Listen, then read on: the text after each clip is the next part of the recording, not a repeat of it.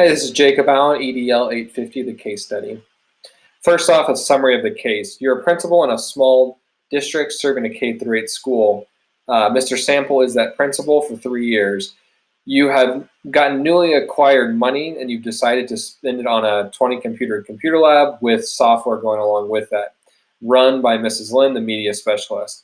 Most teachers right off the bat were using this lab, and then Mrs. Lynn thought of an idea where she could get more usage of it, where teachers could take it back to their room, and she illegally made copies of this new software onto disks.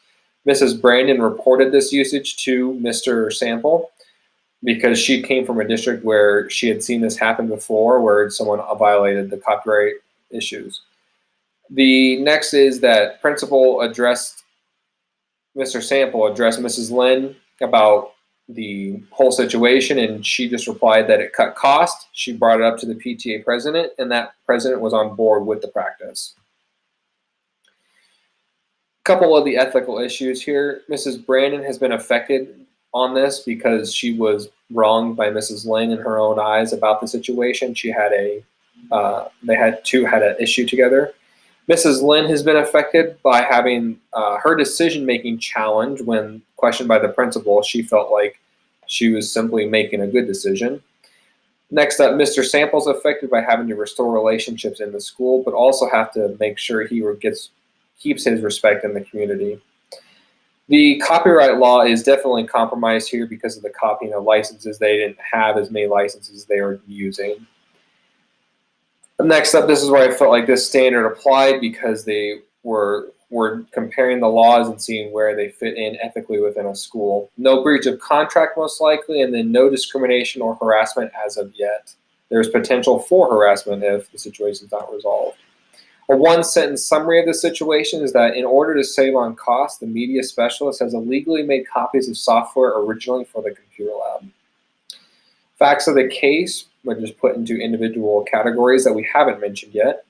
All but 3 of the teachers were using the programs in the computer lab. Mrs. Lynn and Mrs. Brandon are the main teachers affected. The PTA has a heavy influence on the school, which is common in elementary schools. Next up, the place. We are in a K through 8 school. There's a 20 computer lab. This is a small rural community, 25 miles from the city. Again, K through 8 setting, no explicit mention of public or private. And then lastly, programs are for all ed to increase engagement, meaning any subject can use the computers. Who's affected? Who are the main stakeholders affected in this? The outcome of this situation could damage the school's reputation and their finances for the future, the community, the jobs of the involved parties, and the students. Mrs. Lynn and Mr. Sample were probably the biggest stake in this outcome. Mrs. Lynn might have her job in jeopardy. Mr. Sample has a reputation to uphold as a peacemaker in his own building. And Mrs. Brandon will have an emotional stake in the outcome because she still feels like she was wronged by Mrs. Lynn. The stakeholder not consulted from what we were given was the PTA. We're not sure that the claim Mrs. Lynn has made is actually true. So I would like to speak to the PTA to know how much they knew about the illegal copy on disks. And then I do feel like enough information has been shared to make a decision. So a couple of possible actions to take. First option would be the least action plan, which would be agree with Mrs. Lynn about cutting costs, let her make the copies illegally, don't address the PTA in any way, and tell Mrs. Brandon everything's okay. Or Mr. Sample took care of it. Next up, the most extreme option would be to punish Mrs. Lynn for breaking the copyright law and relieve her of her duties, then retain all copies of that extra programming she made and destroy them. Inform the PTA that illegal activity is punishable by losing of a job and encourage not to cut costs, especially if it's illegal. And then let Miss Brandon know that you fired Mrs. Lynn because of the situation, that she can come to you anytime she sees something wrong. And then the third option would be to let Mrs. Lynn know to not make any more of the copies, find a way for more teachers to get back onto the lab because clearly that was working. You would also want to still talk to the PTA and encourage cutting cost, you're okay with cutting costs as long as it's not illegal or unethical. And then lastly, you'll meet with Miss Brandon again to let her know how you've handled the situation, and that could even also be a restorative justice situation between the two teachers. I felt like this standard about communication fit right here because a lot of this is about communication. And then also the standard of reflectively evaluating situations with legal, ethical, and equity issues because all three of those things are being determined here. Next up, assessing our options. So option one, if we go with the least work option, you're going to leave Mrs. Brandon upset because she's going to think that you don't have any ethical decision making in your building. You are also going to potentially make a power struggle with Mrs. Lynn, who's getting away with illegal activity. If you don't stop her on this one, what's going to stop her in the future?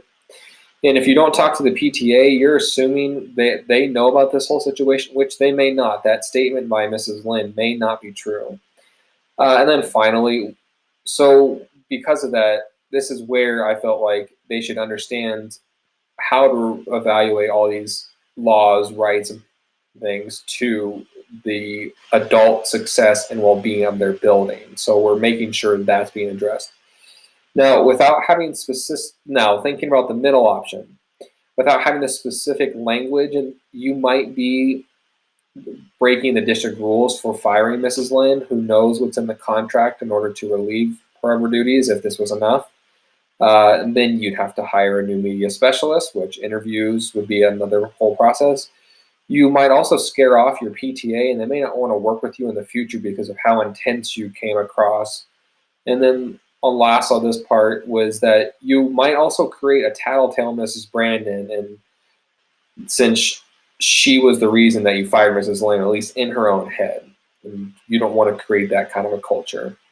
And then last option, intermediate, Mrs. Lynn may not agree to stop making those copies. That could happen. She might just say, you know what, I'm going to do it. And that might lead to you have to be more authoritarian. Just tell her, hey, if you don't do this, it's going to be a bigger issue. And then teachers will need to figure out a way to have the programs in their class, potentially, if there's a way to get that done. So that will also be an implication.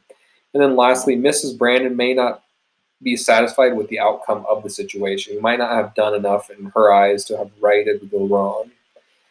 And then lastly, this is where I felt like you were monitoring and ensuring the adherence to laws and rights by bringing it up to all those parties. Lastly, so my choice is an option. I'm going to go let Mrs. Lynn, and no more copies of this program should be made. Return all the copies that were illegally copied and destroy those so no one can be using them still. Have the teachers return to the computer lab because it doesn't seem like at the time you may be able to have the programs in their room. That might be a future discussion. You will want to go and discuss with Mrs. Lynn the concern for being caught doing this. Have a reasonable discussion with her. Let her know, if we're cutting costs now, but this might cost us more in the future. Inform Mrs. Brandon that the issue has been taken care of and keep her in the loop. You don't have to share all the details with her, just the pertinent ones to her, things that she should know as a teacher.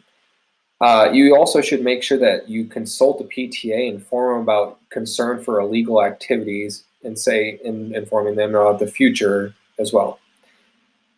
And then again, I think you inform them too, it's nice to save money right now, but if we get caught making these illegal copies, you're going to pay more in the long run anyway. And I felt that was the best option because all the main stakeholders in this are being addressed. And I felt like with all that put together, this is where I've showed my understanding and capacity to undertake this and implement this work within a school setting.